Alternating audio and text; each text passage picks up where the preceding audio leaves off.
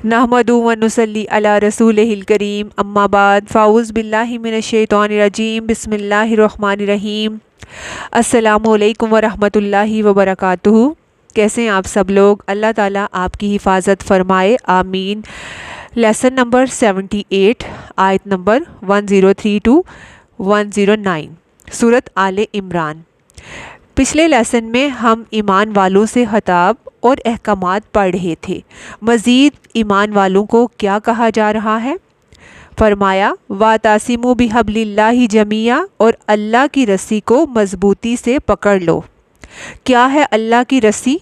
हदीस में आता है कुरान, अल्लाह की शरीयत, जमिया सारे के सारे, सबके लिए ये हुक्म है।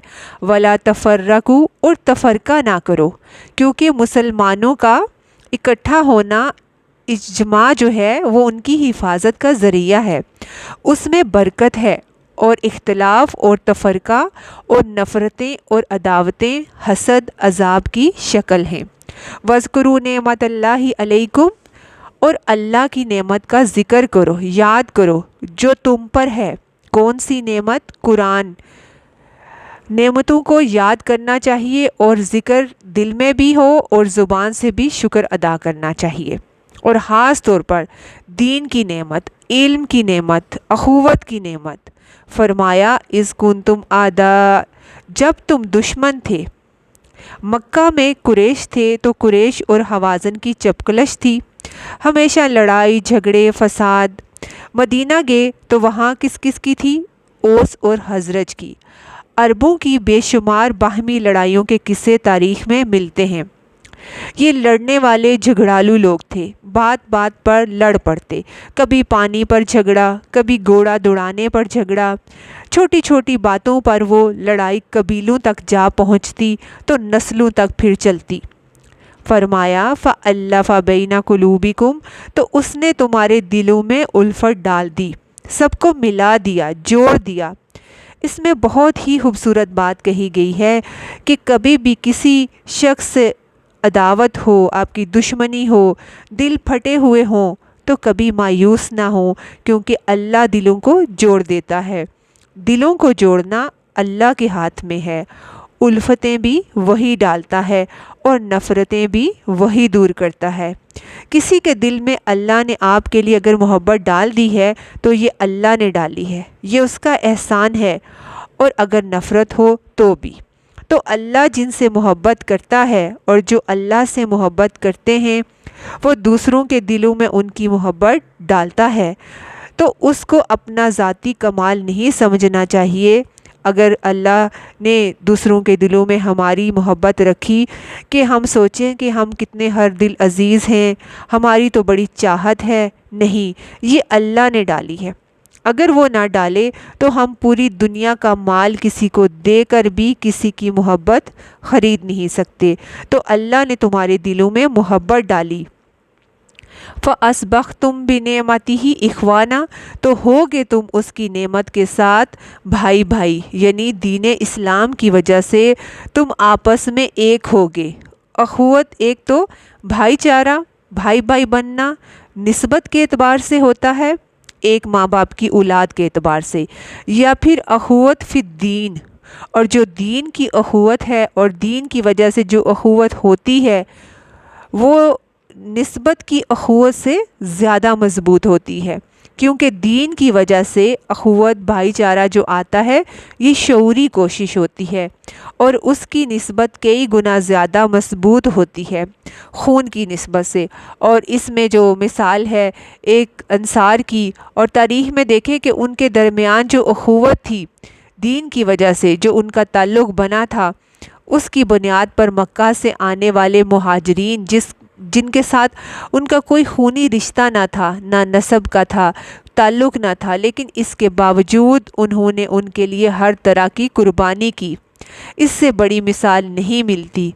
और नूह अलैहिस्सलाम के बेटे के बारे में उसकी नाफरमानी की वजह से अल्लाह ने क्या कहा था कि वो तेरे अहल में से नहीं, इन्नहु लैसा मिन अहलिक, कि वो तो तेरे अहल में से नहीं, नाफरमानी की वजह से। वकुंतुम अला शफा खुफरतिम मिनन नार, और तुम आग के गड़े के किनारे पर थे। یعنی دور جاہلیت میں اسلام کی نعمت سے پہلے قَزَکُم منہا، تو اللہ نے تمہیں اس سے بچا لیا، یعنی دنیاوی اعتبار سے بھی نفرت، عداوت اور لڑائیوں کی وجہ سے وہ خسارے میں تھے، اور آخرت کے اعتبار سے بھی۔ کذالک یبین اللہ لکم آیاتہ لعلکم تہتدون، اسی طرح اللہ تمہارے لیے اپنی آیات کو بیان کرتا ہے تاکہ تم ہدایت پاؤ، تمہیں راستہ ملے کہ کیا درست ہے اور کیا درست نہیں۔ تو بنیادی طور پر اس آیت میں اللہ تعالیٰ نے جس چیز کا حکم دیا ہے وہ کہ تم اللہ کے نام پر جو ہے ایک ہو جاؤ، آپس میں اختلاف نہ کرو، اللہ کی نعمت کا ذکر کرو، یعنی اس کا شکر ادا کرو، نعمت کی قدر کرو، اس نعمت دین اور نعمت قرآن کی قدر کرو۔ اس نعمت کے ملنے سے پہلے جس دور جاہلیت میں تم تھے اور تمہاری زندگیوں میں جو تکلیفیں تھیں، ان مصیبتوں کو یاد کرو۔ نہ صرف دنیا بلکہ آخرت بھی تمہاری داؤ پر لگی ہوئی تھی۔ آج بھی دیکھیں، مسلمان جب اس قرآن سے لا علم ہوئے تو دور جاہلیت میں چلے گئے ہیں، پھر آپس میں ایک دوسرے سے کے گلے کاٹنے لگے ہیں، تفرقہ بازی میں پڑ گئے ہیں، ایک دوسرے کی مسجدوں پر حملہ آور ہونے لگے ہیں۔ یہ سب کچھ کیوں ہے؟ قرآن سے لا علمی کی وجہ سے، سنت سے لا علمی کی وجہ سے۔ وہ دین جو باہم محبت کا ذریعہ تھا، اس دین سے لوگ دور ہوئے تو آپس میں لڑائی جھگڑے شروع ہو گئے۔ ان لڑائی جھگڑوں کے خاتمے کا طریقہ کیا ہے؟ لوگوں کے اندر زیادہ سے زیادہ اللہ کی کتاب کو روشناس کرایا جائے، سب مل کر اللہ کی اس رسی کو مضبوطی سے پکڑ لیں، اور یہ سب کو مل کر کرنا ہوگا۔ وَلْتَکُم مِّنکُم أُمَّةٌ يَدْعُونَ إِلَى الْخَيْرِ، چاہیے کہ تمہارے اندر ایک امت ہو، ایک گروہ ہو، وہ خیر کی طرف بلائیں، مراد ہے بھلائی، نیکی، عدل۔ امام باقر کہتے ہیں کہ نبی صلی اللہ علیہ وآلہ وسلم نے اس آیت کی تلاوت کر کے فرمایا، خیر سے مراد قرآن و حدیث کا اتباع ہے، یعنی لوگوں کو اللہ کی کتاب اور قرآن و سنت کی طرف بلائیں۔ اگرچہ یہ ہر انسان کی الگ الگ ذمہ داری بھی ہے، مگر یہاں ایک طریقہ بتایا جا رہا ہے جو زیادہ ایفیکٹیو ہے کہ ایک ٹیم کی شکل میں یہ کام کرو۔ جیسے دیکھیں، جغرافیائی سرحدوں کی حفاظت کے لیے ایک آرمی ہوتی ہے، وہ بھی ایک امت ہے، ایک آرگنائزیشن ہے۔ وہ کیا کر رہی ہے؟ جغرافیائی سرحدوں کی حفاظت۔ اسی طرح نظریاتی سرحدوں کی بھی حفاظت ضروری ہے، اور اس کے لیے ایک آرمی ہوگی، اور وہ کون سی ہوگی؟ علماء کی، جو قرآن و سنت کا علم رکھتے ہوں، وہ سیکھ کر پھر آگے کیا کریں؟ لوگوں کو، عوام کو اس کی طرف بلائیں۔ تو امت سے مراد یہاں دین کی سمجھ بوجھ رکھنے والے لوگ ہیں، جن کو خود ہی نہیں پتہ ہوگا خیر کا کہ خیر کیا ہے، تو وہ دوسروں کو کیا بتائیں گے، اور وہ کیا کریں گے؟ وَيَأْمُرُونَ بِالْمَعْرُوفِ وَيَنْہَوْنَ عَنِ الْمُنکَرِ، وہ نیکی کا حکم دیں اور برائی سے روکیں۔ اب ترتیب دیکھیں، سب سے پہلے یہاں کہا گیا کہ نیکی کی طرف دعوت دیں، تو پہلا کام کیا کرنا ہے کہ لوگوں کو خیر کی طرف بلانا ہے۔ جب لوگوں کو خیر کا پتہ چل جائے تو پھر عمل کے لیے بتانا ہے کہ لوگوں اب یہ کرنا ہے اور یہ نہیں کرنا۔ بہت سے لوگ کیا کرتے ہیں؟ لوگوں کو بتاتے نہیں کہ خیر کیا ہے، قرآن کیا کہتا ہے، سنت کیا کہتی ہے، جا کر بس آرڈر کرنے لگتے ہیں کہ یہ کرو اور یہ نہ کرو، یہ کرو گے تو جنت میں جاؤ گے، یہ کرو گے تو جہنم میں جاؤ گے۔ یہ قرآن کی بتائی ہوئی ترتیب اور حکمت کے خلاف بات ہے۔ پہلے تو یہ دیکھیں کہ آپ نے انہیں بتایا کیا ہے، کہ اللہ تعالیٰ تم سے چاہتے کیا ہیں۔ ان کو نیکی خیر کے کاموں کی طرف دعوت دینا، پکارنا، اور پھر انہیں حکم دینا کہ یہ کرو، اور پھر منع کرنا کہ یہ نہ کرو، یہ غلط ہے، اور عمل کرنے والوں کے لیے خوشخبری ہے۔ اولئک ھم المفلحون، یہی لوگ فلاح پانے والے، کامیاب ہونے والے لوگ ہیں۔ تو یہاں فلاح پانے والوں کی ایک اور صفت ہمیں پتہ چلتی ہے کہ وہ خیر کی طرف بلانے والے ہیں۔ اچھا، معروف کیا ہے؟ معروف کا لفظ عین را فا سے ہے، عرف، پہچانی ہوئی چیز، یعنی معلوم چیز۔ امام جعفر صادق فرماتے ہیں کہ معروف سے مراد وہ چیز ہے جو قرآن مجید اور سنت نبوی سے موافقت کرے، اس کے مطابق ہو، شرعاً عقلاً پسندیدہ ہو۔ تو منکر وہ قول و فعل جس کو عقل سلیم برا جانتی ہو، جسے ناپسند کیا جائے، شریعت نے ممنون کرا دیا ہو۔ نبی صلی اللہ علیہ وآلہ وسلم نے فرمایا، خدا کی قسم تم ضرور خیر کا حکم دو گے اور برائیوں سے روکو گے، ورنہ عنقریب اللہ تعالیٰ ایسا عذاب نازل فرمائے گا کہ تم دعائیں کرو گے اور تمہاری دعائیں قبول نہ ہوں گی۔ نبی صلی اللہ علیہ وآلہ وسلم سے دریافت کیا گیا کہ لوگوں میں سے سب سے اچھا کون ہے؟ تو آپ صلی اللہ علیہ وآلہ وسلم نے فرمایا، جو سب سے زیادہ نیکی کا حکم دینے والا، اللہ سے ڈرنے والا اور صلہ رحمی کرنے والا ہے۔ یہ پسندیدہ انسان کی صفات ہیں۔ اس کے بعد ایک اور حکم دیا، وَلَا تَكُونُوا كَالَّذِينَ تَفَرَّقُوا، اور نہ تم ہو جانا ان لوگوں کی طرح جنہوں نے تفرقہ کیا، وَاخْتَلَفُوا مِن بَعْدِ مَا جَاءَهُمُ الْبَيِّنَاتُ، جنہوں نے واضح نشانیاں آنے کے بعد اختلاف کیا، کھلی کھلی نشانیوں کے آنے کے بعد انہوں نے اختلاف کیا۔ وَأُولَئِكَ لَهُمْ عَذَابٌ عَظِيمٌ، ایسے لوگوں کے لیے بہت بڑا عذاب ہے۔ کن کے لیے عذاب ہے؟ جو تفرقہ بازی کریں اور ہدایت آنے کے بعد آپس میں اختلاف کریں۔ یاد رکھیں کہ جب کوئی قوم امر بالمعروف اور نہی عن المنکر اس کے اندر باقی نہیں رہتا تو وہ قوم پھر تفرقے کا شکار ہو جاتی ہے۔ اس کی روک تھام کے لیے نیکی کا حکم دینا اور برائی سے روکنا ضروری ہے۔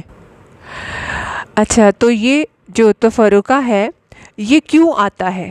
کیونکہ ہر کوئی جب اپنی خواہش کے مطابق چلنے لگتا ہے، ہر کوئی اپنی مرضی کرنے لگتا ہے، تو پھر نتیجہ کیا ہوگا؟ فائدے کی بجائے نقصان ہوگا۔ اور جو فرمایا کہ تم نہ ہو جانا، تو کس کی طرح؟ اہل کتاب۔ کنہوں نے تفرقہ کیا تھا؟ اہل کتاب نے۔ ہدایت کے آنے کے بعد اختلاف کیا، فرمایا تم ان کی طرح نہ ہو جانا۔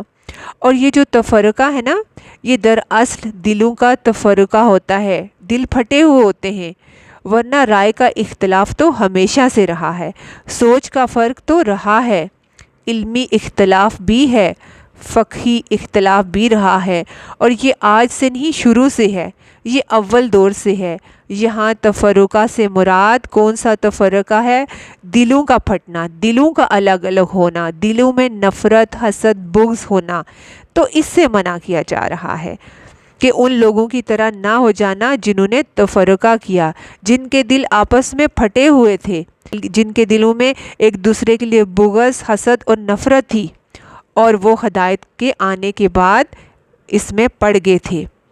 اچھا، پھر فرمایا یوم تبیض وجوہ و تسود وجوہ، اس دن کچھ چہرے روشن ہوں گے، سفید ہوں گے، اور کچھ چہرے سیاہ ہوں گے۔ کس دن؟ قیامت کے دن۔ اور یہ کس چیز کا فرق ہوگا؟ کچھ چہرے سفید اور کچھ کالے ہوں گے، تو یہ کس چیز کا فرق ہوگا؟ اعمال کا بھی اور دل کی حالت کا بھی، کیونکہ چہرے پہ کیا ہوتا ہے؟ انسان کے دل کا حال۔ اگر دل خوش ہے تو چہرہ بھی حشاش بشاش ہوگا، اور اگر دل میں غم ہے، غصہ ہے، نفرت ہے، تو چہرہ بھی اس کے مطابق ہوگا۔ تو کچھ چہرے اس دن روشن ہوں گے، یہ وہ لوگ ہوں گے جن کے دل دنیا میں ایمان سے، لوگوں کی خیر خواہی سے بھرے ہوں گے، جو لوگوں کو معاف کرنے والے ہوں گے، اور کچھ چہرے سیاہ ہوں گے، حسد کی وجہ سے، بغض کی وجہ سے، برے اعمال کی وجہ سے۔ ان کے چہروں پر جو تھی وہ دنیا میں بھی خوشی نہیں نظر آتی تھی اور نہ چمک، اور آخرت میں بھی وہ غم کے مارے کالے سیاہ ہو جائیں گے۔ فَأَمَّا الَّذِينَ اسْوَدَّتْ وُجُوهُهُمْ، تو رہے وہ لوگ جن کے چہرے سیاہ ہوئے، ان سے کیا کہا جائے گا؟ اَكَفَرْتُمْ بَعْدَ إِيمَانِكُمْ، کیا تم نے کفر کیا تھا ایمان لانے کے بعد؟ یعنی حق آنے کے بعد، ہدایت آنے کے بعد تم اختلاف اور تفرقے میں پڑے اور لوگوں سے بغض اور حسد اختیار کیا۔ فَذُوقُوا الْعَذَابَ بِمَا كُنْتُمْ تَكْفُرُونَ، پس چکھو عذاب کو بوجہ اس کے جو تھے تم کفر کرتے، یعنی تمہارے کفر کی وجہ سے تمہاری اللہ کی آیات کو نہ ماننے کی وجہ سے جو دل کا تمہارا کالا پن تھا، یہ عذاب اس کی وجہ سے ہے۔ کیونکہ جب انسان کفر کرتا ہے، شرک کرتا ہے، منافقت اختیار کرتا ہے، حسد اور بغض رکھتا ہے، تو کیا ہوتا ہے؟ دل پر ایک کالا نقطہ لگتا ہے، اور اگر توبہ نہ کی جائے تو وہ پھیلنے لگتا ہے، حتیٰ کہ پورا دل سیاہ ہو جاتا ہے۔ جب دل سیاہ ہوتا ہے تو وہ سیاہی چہرے پر بھی آتی ہے۔ جب دل میں اللہ کی محبت نہیں ہوتی، دین کی محبت نہیں ہوتی، دین والوں کی محبت نہیں ہوتی، تو پھر کیا ہوتا ہے؟ دلوں کے اندر سیاہی آنے لگتی ہے۔ دلوں کو روشنی کیا چیز دیتی ہے؟ کیا چیز دلوں کو روشن کرتی ہے؟ اللہ سے محبت، اللہ پر ایمان، اللہ کا ذکر، اور اس کے بعد پھر اللہ والوں کو کی اس کے بندوں کی خیر خواہی۔ لہٰذا قیامت کے دن خصوصی طور پر ایمان کے بعد، یعنی دین آنے کے بعد، ہدایت آنے کے بعد، جن لوگوں نے ناشکری کی، کفر کیا، اس پر عمل نہیں کیا، ان کو کیا ہوگا؟ ان کو عذاب کا مزہ چکھنا ہوگا۔ اور یہ عذاب جو ہوگا یہ دونوں طرح سے ہے۔ یہ ذوق العذاب ہے نا، تو عذاب دو طرح کا ہوتا ہے، حسی بھی ہوگا اور معنوی بھی ہوگا۔ حسی عذاب ہوتا ہے جیسے آگ میں جلنا، اور نفسانی عذاب جیسے دل کا جلنا، دل کی جلن، کڑن اور گھٹن، تو کہا جائے گا چکھو عذاب، کیونکہ تم کفر کرتے رہے ہو۔ وَأَمَّا الَّذِينَ ابْيَضَّتْ وُجُوهُهُمْ فَفِي رَحْمَةِ اللَّهِ، اور رہے وہ لوگ جن کے چہرے سفید ہوئے تو وہ اللہ کی رحمت میں ہوں گے۔ ہم فیہا خالدون، وہ اس میں ہمیشہ رہیں گے۔ اور اللہ کی رحمت کیا ہے؟ اللہ کی جنت۔ تو اللہ کے حکموں پر چلنے والے، عمل کرنے والے، اس کے راستے کی طرف بلانے والے قیامت کے دن روشن چمکدار چہروں کے ساتھ ہوں گے، اور اللہ کی رحمت جنت میں ہوں گے، اور وہ ہمیشہ اسی میں رہیں گے۔ تلک آیات اللہ نتلوها علیک بالحق، یہ اللہ کی آیات ہیں، ہم ان کو آپ صلی اللہ علیہ وآلہ وسلم پر حق کے ساتھ پڑھ رہے ہیں۔ جبریل علیہ السلام کے ذریعے بھیجنے والے کون ہیں؟ اللہ۔ باتیں کس کی ہیں یہ آیات؟ اللہ کی۔ وَمَا اللَّهُ يُرِيدُ ظُلْمًا لِلْعَالَمِينَ، اور نہیں اللہ ارادہ رکھتا ظلم کرنے کا جہان والوں پر۔ اللہ جہان والوں پر ظلم نہیں کرنا چاہتا، اسی وجہ سے اللہ تعالیٰ نے اپنے احکامات بندوں کے لیے کھول کھول کر بیان کر دیے، بات کو عام کر دیا، کیونکہ جب انسان اللہ کی ہدایات پر جو ہے وہ عمل نہیں کرتا تو وہ اپنے اوپر خود ظلم کرتا ہے۔ اگر آپ دوسروں کی خیر کی طرف نہیں بلائیں گے، امر بالمعروف نہیں کریں گے، لوگوں کو نہیں انل منکر کا نہیں بتائیں گے، تو کیا ہوگا؟ لوگوں کے اندر جہالت پھیلتی جائے گی، لوگوں کے اندر طرح طرح کے گناہ عام ہو جائیں گے، ان کی جڑیں مضبوط ہو جائیں گی۔ نتیجہ کیا ہوگا؟ ہر جگہ فتنہ فساد پھیل جائے گا۔ جب ہم ظلم کرنے والے کو ظلم سے نہیں روکتے، غلطی کرنے والے کو غلطی سے نہیں روکتے، لوگوں کو اچھی راہ نہیں دکھاتے، تو نتیجہ نکلتا ہے ظلم۔ تو اللہ کیا نہیں چاہتا بندوں کے ساتھ؟ وہ خود بھی ظلم نہیں کرنا چاہتا، اور یہ بھی نہیں چاہتا کہ بندے بندوں پر ظلم کریں۔ بعض دفعہ یہ بھی ہوتا ہے نا کہ کوئی انسان خواہ کسی کو تنگ کر رہا ہوتا ہے، کسی پہ زیادتی ظلم کر رہا ہوتا ہے، تو آپ کا فرض بنتا ہے کہ اس کو روکیں، یہ نہ کریں۔ تو گویا آپ نے نہیں انل منکر، اگر نہیں اس کو روکا تو نہیں کیا۔ اگر آپ ایسا نہیں کریں گے تو آپ مفلحون میں سے نہیں ہیں۔ تو یہ اللہ کی باتیں ہیں جو اللہ نے ہمارے لیے اپنی رحمت کی وجہ سے کھول کے بیان کی، تاکہ ہم دنیا میں بھی سکون پائیں اور آخرت میں بھی اللہ کی رحمت کے سائے میں رہیں۔ وَلِلَّهِ مَا فِي السَّمَاوَاتِ وَمَا فِي الْأَرْضِ، اور اللہ ہی کے لیے ہے جو کچھ آسمانوں اور زمین میں ہے۔ وَإِلَى اللَّهِ تُرْجَعُ الْأُمُورُ، اور اللہ ہی کی طرف لوٹائے جائیں گے سب امور، سارے معاملات، سارے کے سارے فیصلے، چھوٹے بڑے سارے معاملات، حتیٰ کہ ایک چونٹی کے ساتھ بھی اگر کوئی ظلم کرتا ہے نا تو اس کا معاملہ بھی کس کے سپرد ہوتا ہے؟ اللہ کے۔ قرآن پاک میں آتا ہے کہ کوئی جاندار ایسا نہیں کہ جس کی پیشانی اللہ کے ہاتھ میں نہ ہو، یعنی سب کے امور کا مالک وہ ہے، سب اس کے کنٹرول میں ہے، اس کی قدرت اس کے قبضے میں ہے۔ لہٰذا بے حد ضروری ہے کہ انسان اپنے معاملات کو اللہ کے سپرد کر دے، اللہ کے حوالے کر دے، کیونکہ آخری فیصلے تو وہیں جا کر ہوں گے، کیونکہ بہت سے معاملات ہمیں دنیا میں سمجھ نہیں آتے۔ تو انسان ایسے معاملات میں شر سے کیسے بچ سکتا ہے؟ اپنے معاملات اللہ کے سپرد کر دے۔ اللہ ہمیں توفیق دے، آمین۔ السلام علیکم ورحمۃ اللہ وبرکاتہ۔